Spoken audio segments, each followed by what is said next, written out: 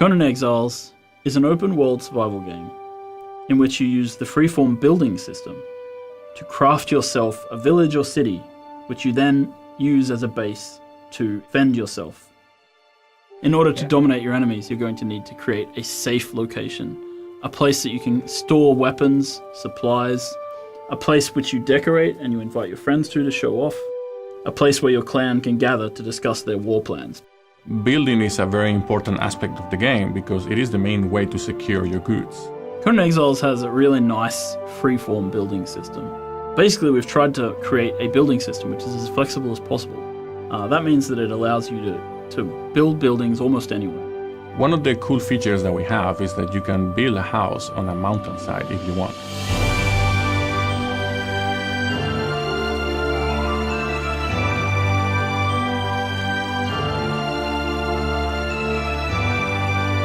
In order to craft higher tier items, players will need to create crafting stations. These are things like forges, armor making benches, woodworking benches, tanneries. We have a huge selection of placeables and decoration. You have tables and shelves and barrels and candles. You can craft gongs and horns, which you can use to signal the approach of your enemies or to let your friends know to open the gate. You can kill some of the hardest creatures in the game, chop off their head and have that mounted on the wall of your living room. Some of those decorative pieces are also little toys. Like, for example, you can place an archery target that you can shoot at and it will give you a score depending on how close to the bullseye your shot was. Thralls are another major component of crafting. When players start to get into the thrall system, they'll be able to go out into the world and capture artisan thralls. And once you place, for example, a Stygian smith at a Stygian forge, suddenly you have access to Stygian weapons because his knowledge becomes your knowledge. You can attack other players' structures.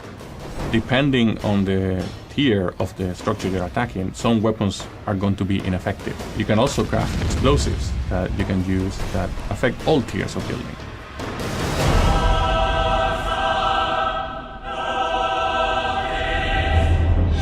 When you plan your base, you should also make sure you have enough space for an altar, and you need altars in order to unlock the religion path. The avatar is the ultimate expression of your religious fervor in the game.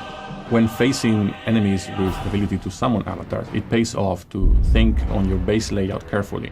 When one of them steps on your city wall, it's going to crumble.